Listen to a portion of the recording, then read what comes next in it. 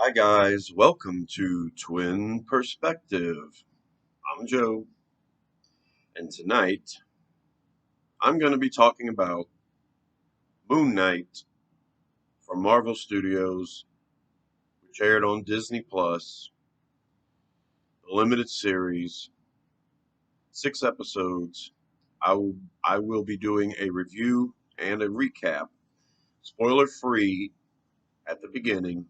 I'll let you know when the recap starts. So, this is a Marvel Studios TV series. We've had a bunch of them. It started on Netflix, as far as my memory goes, with Daredevil and Luke Cage, Iron Fist, and Jessica Jones. And then we expanded into what's been happening on Disney Plus with WandaVision, which up until Moon Knight, I thought WandaVision was the most unique and entertaining of the Marvel series. Wasn't a fan of Loki. I haven't seen Hawkeye yet.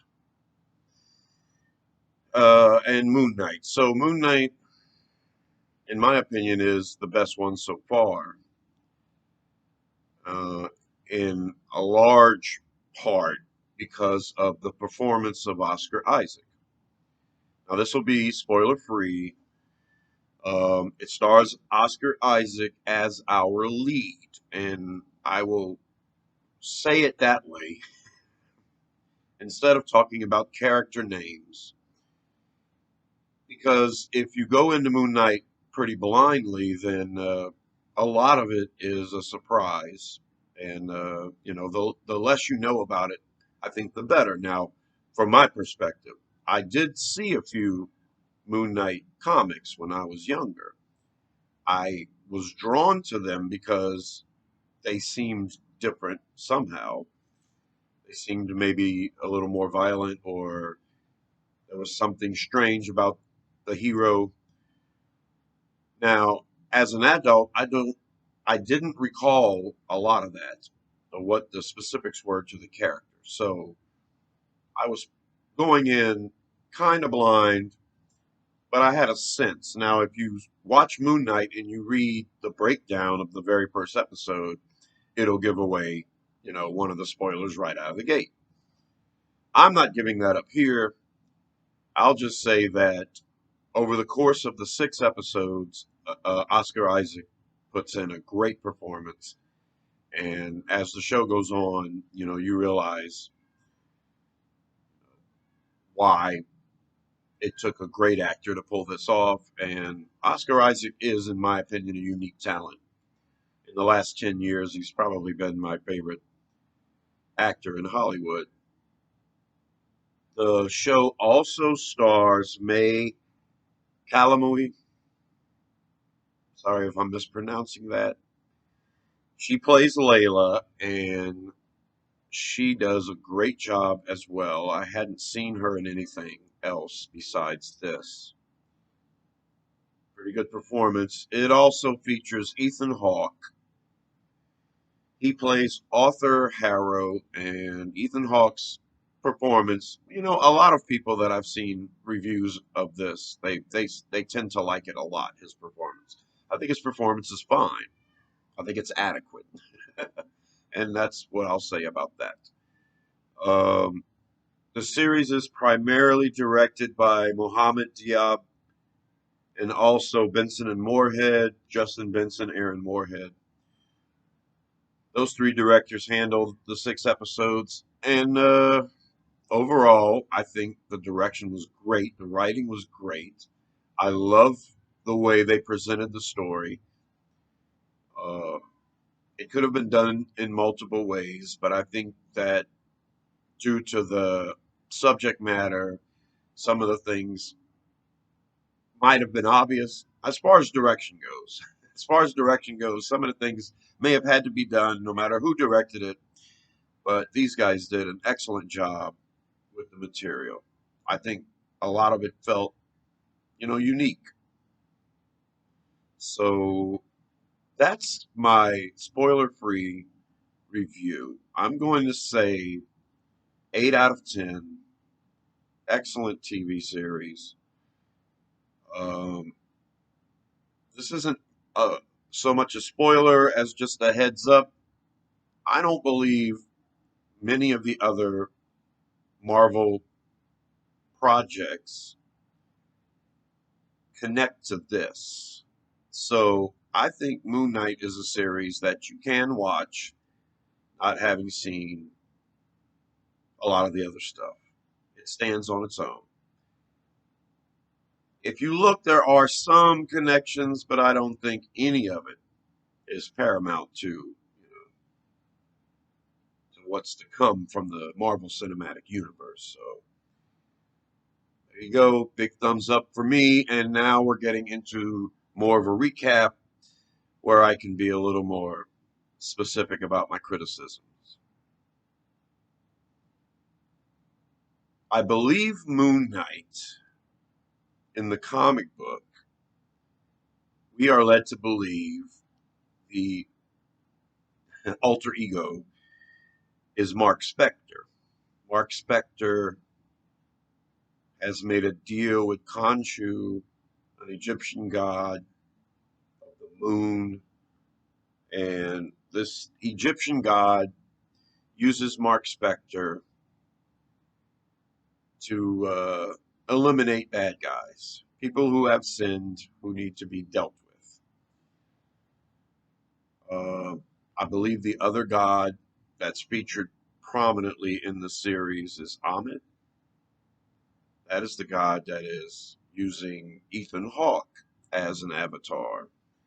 Now, Amit likes to kill people before they've sinned, so we can get rid of all this evil altogether.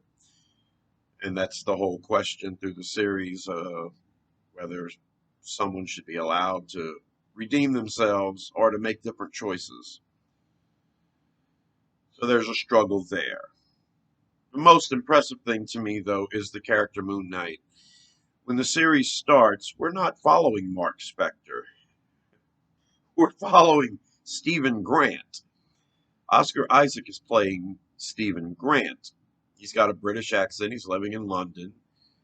I believe London, in England. He works at a museum, and though he is very knowledgeable about Egypt and everything about this museum, he's basically selling the toys and stuff. The gift shop guy. So if you don't know anything about this comic book, this is an incredible way to start the series where you really feel a kinship to Stephen, and you know something's up because of how he sleeps. He's got sand around the bed, and his leg is tied, and he's got tape around the doors.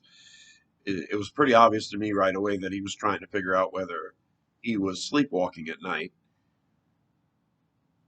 And through the first episode, you realize he blacks out and wakes up in strange places.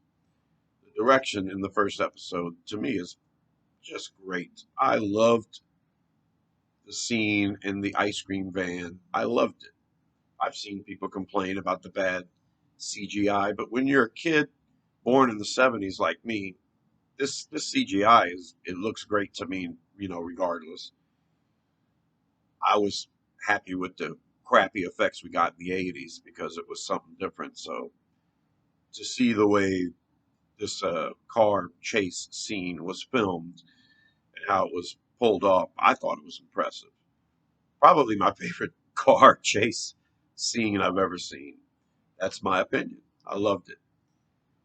Um, the catch is that when you finally do meet Mark Spector, the other personality that Steven has, you come to find out right away Mark's actually the dominant personality. Steven is kind of like the secondary.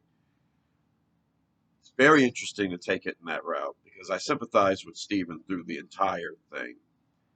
And there's a pinnacle moment in episode 5 where this all comes together really well. Um, Ethan Hawke's performance is fine. May Calamoway. Her performance is really good at times. I love the way the characters interacted, and I love the struggle, the internal struggle, especially for Isaac's character.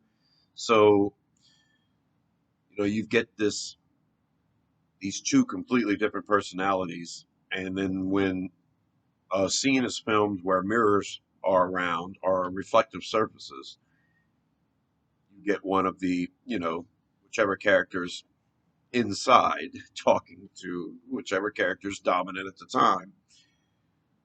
It's just interesting, just well made, and uh, Oscar Isaac's performance is to me amazing. I'm not from England, so I can't judge his accent. All I know is he's doing an English accent when he's Stephen. He's doing an American accent when he's Mark, and it all works great for me. I love it. Some of the stuff was a little cheesy. That is to be expected with comic book stuff. And every episode had some sort of action oriented scene in it, but it really kind of jumps off the comic book page in episode 3, where we're going more from a who done it, what's going on thing, mystery, to this full blown action sequence. The fight scene was okay. I didn't like the way it went down ultimately, how it began. There was just some weirdness to it, but it was all okay.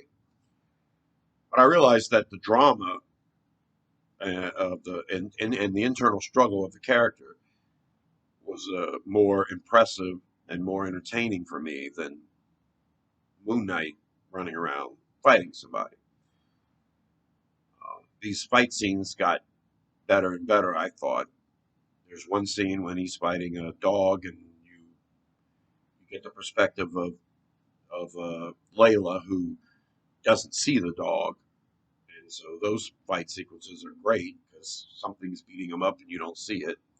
And then it starts to fight her too.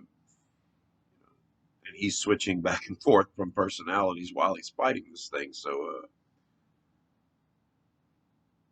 that was way more interesting than the fight with the dealer. Um, Episode 4, we're really heading to a place, and that one was okay too. But 5 and 6 were great, and especially 5 and most of 6, where we go right smack dab into his psyche, and we try to figure out, why things are the way they are from a psychological standpoint. I really loved that they took that direction in the asylum scenes. Those were, to me, the pinnacle of the series. The mystery in the beginning was intoxicating. The reveal at the end was great. The final epic fight was just okay. So basically, as long as it remained a psychological drama, it was a phenomenal show. The fighting and everything else was fine. It was all good, but that's just your basic Marvel fare, and that kind of stuff we're spoiled to now for years and years of computer generation generated effects. So you know, overall, really good. I think Oscar Isaac deserves an Emmy nomination for his performance. It's a marvel at times, especially in the asylum scenes when he's actually running around with himself and he's two separate characters interacting with each other, not just through reflections. So kudos to the direction, kudos to the style of it, the sets, costume design, all of that was great. The writing was good, very funny at times. There are some quick characters that come in and out that are kind of memorable, but all on the back of Oscar Isaac. Great performance. My favorite series from Marvel Studios so far. Thanks for watching. I'm Joe. This has been Twin Perspective. Please subscribe to Rosenfield 10 for more videos like this. And I'll see you in the trees. Bye.